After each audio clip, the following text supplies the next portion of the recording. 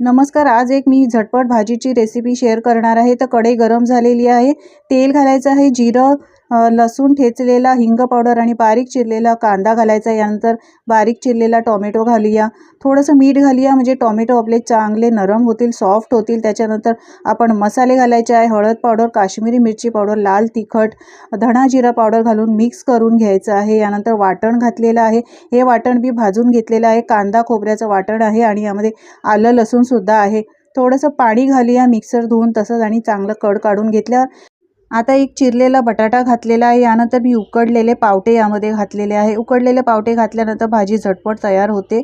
आता यामध्ये कसुरी मेथी घालून मिक्स करायचं आहे आणि झाकण ठेवून 10 मिनटं फक्त मंद गॅसवर ही भाजी छान शिजवून घ्यायची आहे.